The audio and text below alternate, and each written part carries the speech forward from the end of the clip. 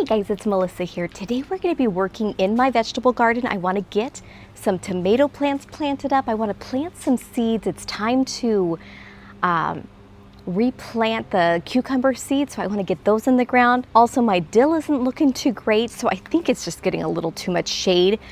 But it's more of a winter and early spring plant, so it should do all right in the spot that it's in, but it's because it's in a lot of shade, it just really is not growing as well as I'd hoped to, but I'm not giving up yet. So I want to actually go out there and replant more seeds if I have any. I don't know if I actually have any left. I might have used it all.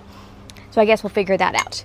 But it's time. I do have some tomatoes already planted up, so I do want to get these tomatoes actually tied up because I tie my tomatoes to our trellis. So if you have not seen it before, this is my vegetable garden. It's right off my back porch. This is my back porch right here, steps down, and to my left over here is my vegetable garden.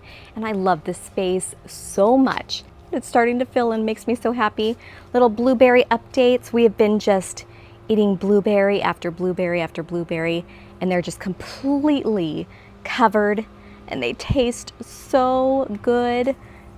So to get into my vegetable garden, I have this beautiful antique gate that I found last year, and it's just so pretty. It really just is my style. As we enter into the vegetable garden, you see that I have these 4 raised beds. I believe they're 3x6s, and they're made out of redwood. I absolutely love redwood because first of all, their durability, and second of all, the way they age, they turn into this ashy color, and this is a color that I really like having into the garden. On here I have these solar lights, and they light up. I have them on all 4 beds, and they light up this pathway so nicely at nighttime. It's whimsical is what it is, and I really like it. As you can see, I have 3 cattle panels on all 4 of my beds. We installed these last winter, I believe. To be honest with you, they're not the prettiest, but their function is amazing. They work so purposeful and so well for this spot that honestly, it's down on my list to replace. I would like to replace them someday with something more permanent, something structurally pretty. But right now I'm completely happy with it. And actually I could paint them black if I wanted to, or something just to give it to like maybe an aged patina look. So that's something that you want to do. You could totally do something with it. But right now I am completely satisfied with it. Other than in the wintertime, it doesn't look that great. But what I do grow on them is actually I grow tomatoes on them, indeterminate tomatoes, and they cover the entire trellis. So by July, and that's the beginning of July, mind you, the tomatoes are going to be all the way at the very top. So you're not even going to see the cattle panels any longer. So it functions so well, and it's only uncovered just for a little bit of time. Right now I still have some sugar snap peas growing on them, but I do have my tomatoes already planted, and to be honest with you, I am way behind. I should have tied them onto this cattle panel a long time ago, so I am way behind schedule. So I'm going to get that done today, plus plant up all the other tomatoes that I have waiting to be planted. So those things are going into the soil today. Let's not forget my lady over here. She is a sundial statue that I actually got from Unique Stone last year, I believe, as well. And she is so beautiful. I have her tucked away in the raspberries, and she just looks so beautiful at the end of the pathway. So even when you're at the beginning of the path, it kind of looks like it leads toward her, doesn't it? It just draws you in, and she just looks so pretty. Oh, look at all the raspberries. We have been eating them like crazy. In fact, I'm now wanting some. So good. So sweet.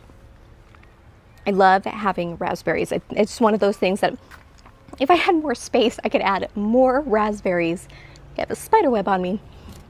I don't spray spider webs back here because I want to maintain as chemical free as possible, but with that comes spider webs, and you know, you just have to pick and choose which one you want. So now I'm going to go over here. I have a huge pile of plants that haven't been planted yet, so they're all on drip, so it makes life so much easier for me. Over here under the shade of the camphor tree, which is looking so beautiful, by the way. Isn't that just looking so pretty? Love it. Anyway, a lot of plants I need to get planted up. These are my peppers that need to be planted already. Look, I'm getting peppers. Oh, cannot wait, but I am not putting them in the vegetable garden. I want those to go in a different location, so I'm going to wait for those. Today is just tomato day. Look how pretty they look. They are so healthy. So healthy. Now I actually found these on Facebook Marketplace. There was a woman who obviously grew these from seed herself and was growing them. I went to all of the garden centers around my area looking for San Marzano tomatoes. Could not find them anywhere. And I had to have my San Marzano tomatoes. I mean, I went to every single store. None could be found. So I looked on Facebook Marketplace, and sure enough, I found a lady in Modesto who was growing them from seed. And so I called her up and picked up 11 plants. So probably more than what I really need. Well, I need a lot more than that, to be honest with you, but more than the space that I have. So, but I want to get these in the ground and just, they look so healthy, so happy. So the reason why I only want San Marzano tomatoes and nothing else is because I had planted it last year for the first time, and it did so incredibly well. I was picking fruit off of this plant all season long, well into November. Now, just in case you're not aware, San Marzano tomatoes are actually indeterminate tomatoes. Indeterminate means that they can grow up on a vine and they will continue to grow all season long. Indeterminate tomatoes also produce fruit all season long. The reason why I liked it so much is because here I wanted to make sure that I was able to produce enough for my family. And this tomato, I'm telling you, I had 2 San Marzano plants and that was it. And it produced, how many bags of tomatoes did I save? I think about 15 bags of tomatoes I was able to save off of 2 plants. That is a ton. So we know they do well, so therefore I decided every single tomato plant that I'm going to plant this year is going to be San Marzano, because I plan on having marinara sauce galore. I love absolutely being able to come out to the garden, pick tomatoes, make homemade sauce from it. I know a lot of people like to do salsa, and if I had enough tomatoes, I absolutely would do salsa. I would do other things, but marinara, oh, that is like, I could put on everything. I love marinara sauce. So we're going to get those planted up. We're going to tie up the old ones that I have planted already and plant some seeds. Quick little look at my gardenia topiary. Oh my goodness, so beautiful. And the plants under there, they're looking wonderful. This one's looking so full, actually. This is doing great. Oh, love it. I wish you guys could smell this. It smells so good. So if you're looking for a particular fruit or vegetable and you can't seem to find it anywhere in the store, check out Facebook Marketplace, because there are some really good people out there who really know what they're doing. And I mean, look at this. Look how green and lush this is. Didn't she do such an amazing job? Love it. I will probably be buying from her every year because this is amazing. So how I'm going to set this up this year is I'm going to be putting 2 tomato plants per side of the trellis. That's what I did last year as well, and it worked out really well. So I'm going to just be taking 2 out. Now my beds have already been prepped and fertilized, so I don't have to worry about doing that right now. But if you haven't, go ahead and prep them. Use some compost, use Espoma. There's tomato tone. I like using that. Or if you don't have that, if you just have Espoma plant tone, that one works well. I use that all the time, even garden tone. But I'm just going to be placing them in each of the locations that I want them. That way it's done and I know where they're going. And having green in the garden just always looks so good.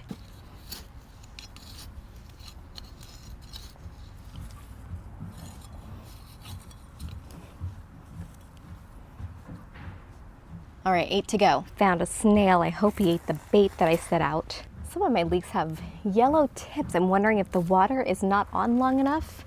I need to check. Maybe I never changed it from the wintertime schedule. All right, so let me look. What is it at? Every 2 days for 30 minutes. I don't think 30 minutes is long enough. Let's do that.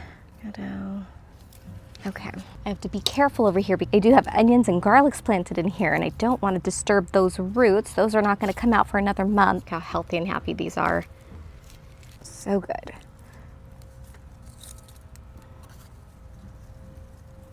Some people may not think this is very nice, but you know what? I think it's very necessary, especially when it comes to food stuff being involved. But if you have cats who come into vegetable gardens like I sometimes do, I actually use, these are kebab sticks, And I just put them in the ground just like this, and the cats don't really like that very much. So I'm noticing where I have these, they're not coming into the garden as much as they used to.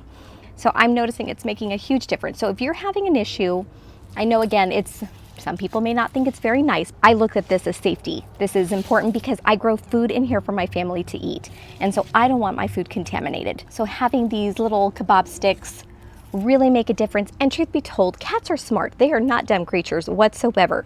Once they learn this is not a good place to go, they stop going to that space. So you don't have to worry. They're not getting poked on a regular basis. Typically it's a once and done situation, but I keep it there just in case, you know, they decided to test the limits again because we don't want to have issues. Look how good my butterhead lettuce looks. You know, honestly, I think I would plant this just for ornamental reasons, not only just eating, because it is so pretty. Do you see these right here? These are 6 different lavenders that I forgot to put in my pile over there of plants that need to be watered. So these were forgotten about, and now they're practically dead. Cannot believe it. I spent all that money on it because I thought it would be so beautiful to make a hedge of lavender, and I forget I even have it, and now they're practically dead, or most of them are dead. Maybe there's 1 or 2 alive that are probably so far gone. So disappointing. Oh, strawberries look so good. Oh, so pretty. What I need to get down is hay in this area. I like to put hay under the strawberries. I feel like that protects them just a little bit more from bugs in the soil and everything. So I need to get that done, and I haven't done that yet. That's something on my to-do list.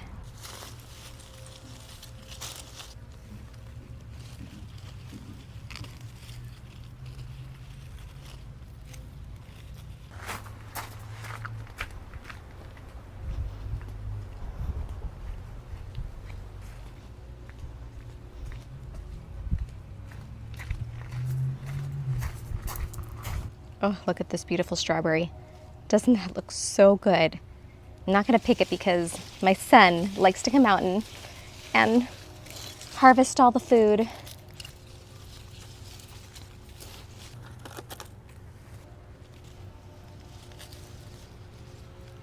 No, I don't have anything growing over here in this spot this year.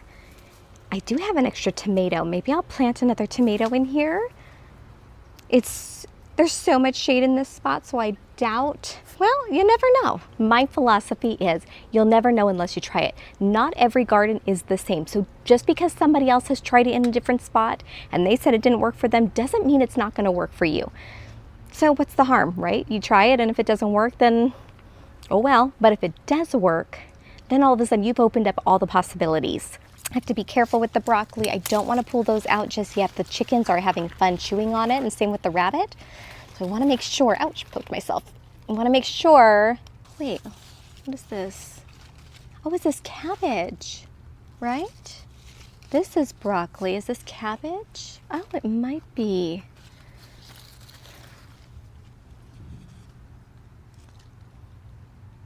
Cabbage, early flat Dutch. 85 to 95 days maturity. Well, when did I plant this? Okay, so I have to be careful.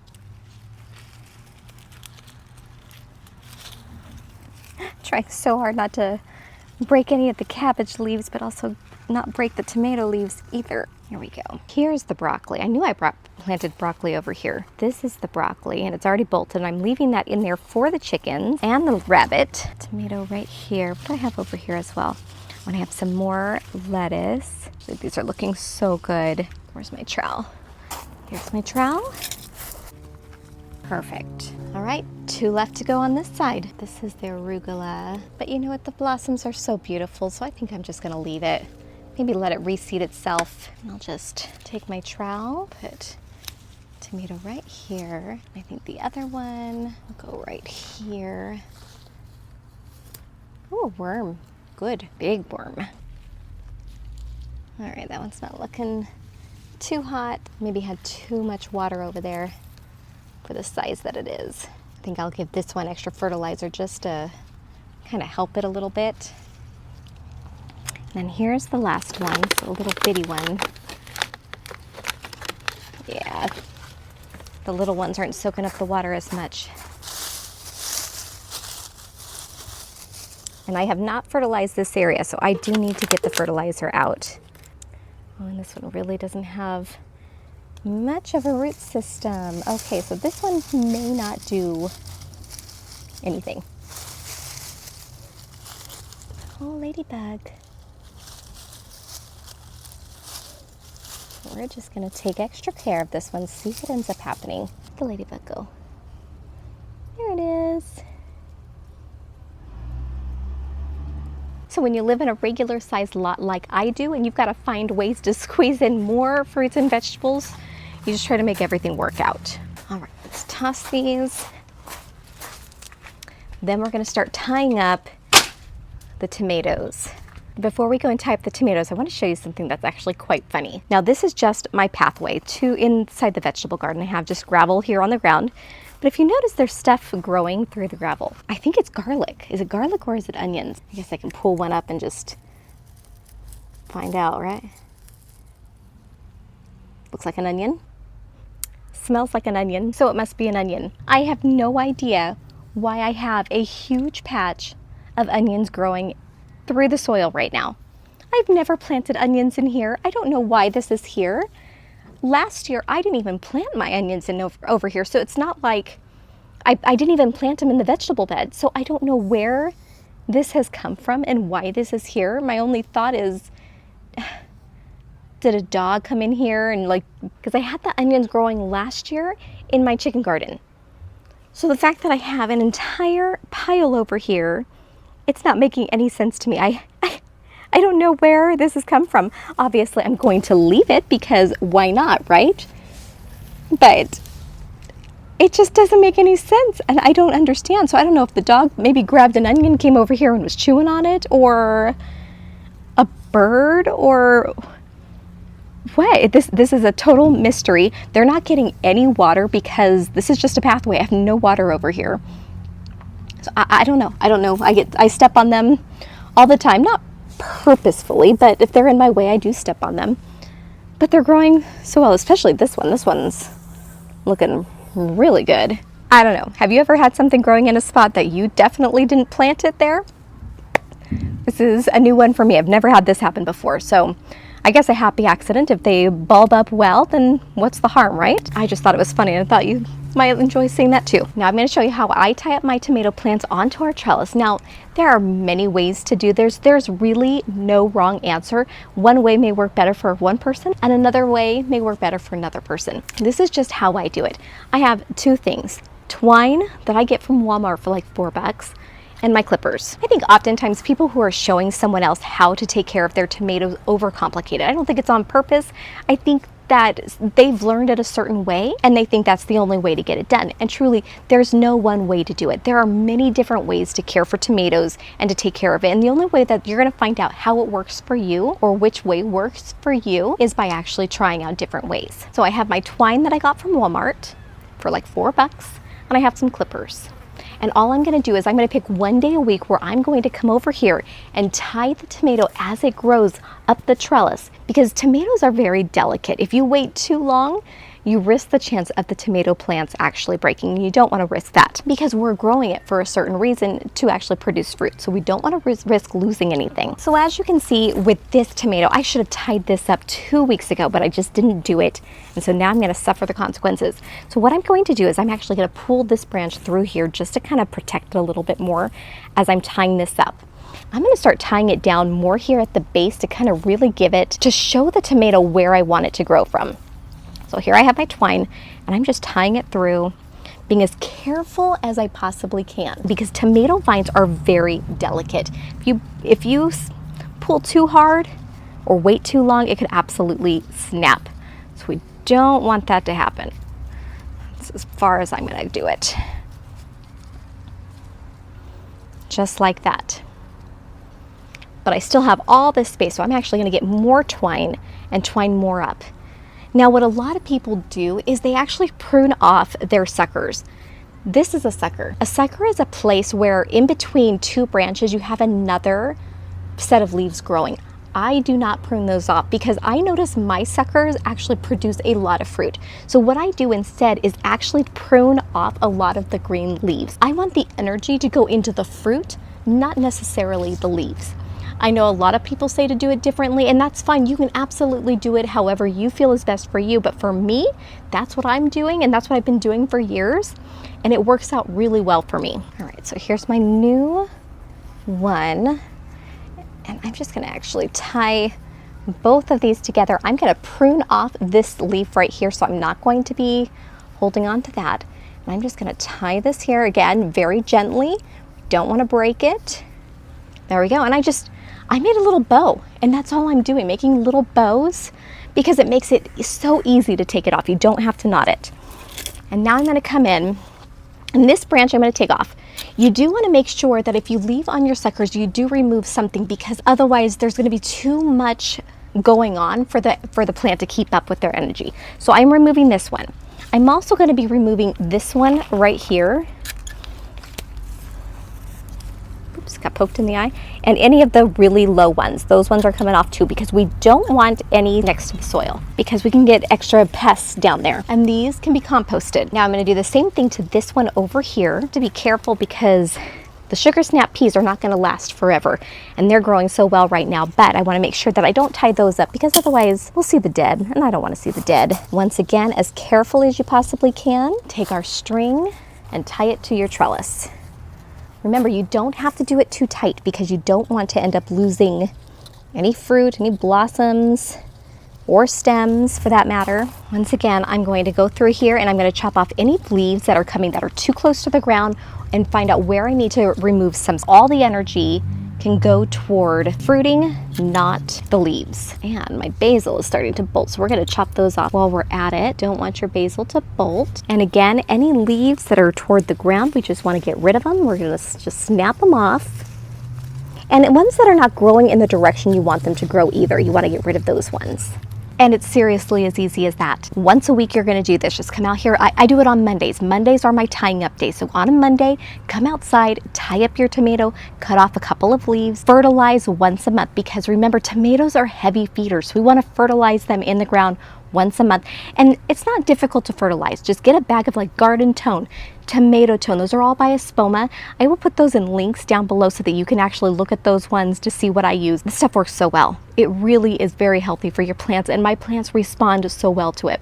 So that is why I use that. And every time you chop off basil, make sure you save it so then you can actually cook with it and it doesn't go wasted. I like to freeze my basil.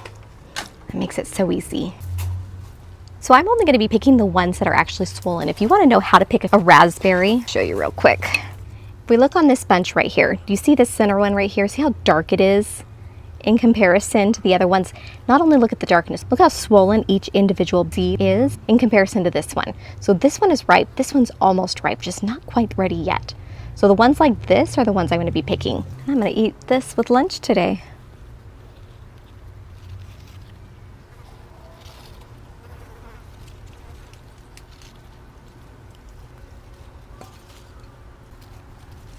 Oops, oh no. There it is. It's a good one too. You don't want to waste the good ones.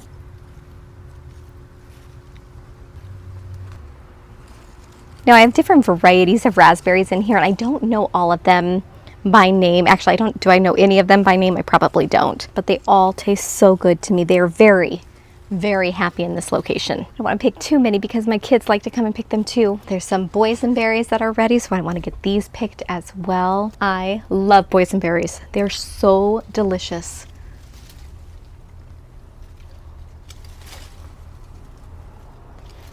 And again, you know when they're ready to pick is when you can just kind of just lightly tug and they come right off. If you're really having to tug hard, that means they're probably not ready yet. Oh, these are looking so delicious. Like this one just fell off the vine. Delicious. All right, thanks for joining me today.